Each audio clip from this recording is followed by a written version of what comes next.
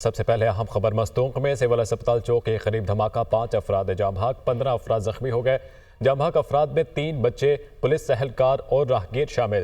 دھماکے میں police mobile تباہ، رکشے کو بھی نقصان پہنچا۔ پولیس اور سیکورٹی فورسز نے علاقے کو گھیرے میں لے لیا ہے۔ اس بارے میں تفصیلات جانیں گے عرفان سعید، بیورو چیف کوئٹہ ہمارے ساتھ موجود ہیں۔ عرفان، ایک نہایت ناخوشگوار واقعہ پیش آیا ہے، ابتدائی پیش رفت میں کیا تفصیلات سامنے آئی ہیں؟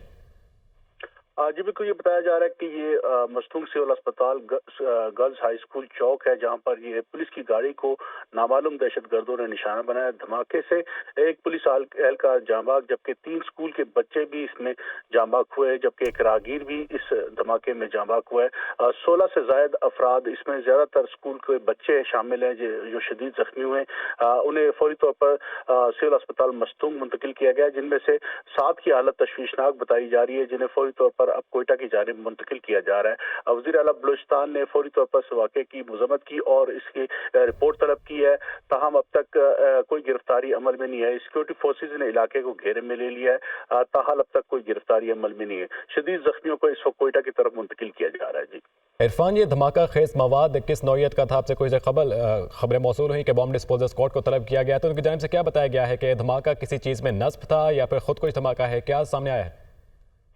جی، اس وقت تحقیقاتی ادارے اور جو ٹیمیں ہیں، بم ڈسپوزل اسکواڈ کی ٹیم اس وقت جائے وقوع پر پہنچ چکی ہے۔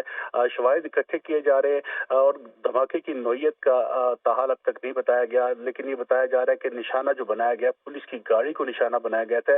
اس دھماکے میں ایک پولیس کی گاڑی جبکہ 2 اسکولوں کے بچوں کو لے جانے والے 2 رکشہ بھی اس کی زد میں آئے، جس میں 3 اسکول کے بچے جاں بحق جبکہ اس میں ایک راہگیر اور ایک پولیس اہلکار جاں بحق ہوئے، جبکہ 16 سے زائد افراد اس میں زخمی ہوئے۔ زخمیوں میں پولیس زیادہ تر وین کو نشانہ بنایا گیا تھا۔ عرفان سعید، بہت شکریہ آپ کا۔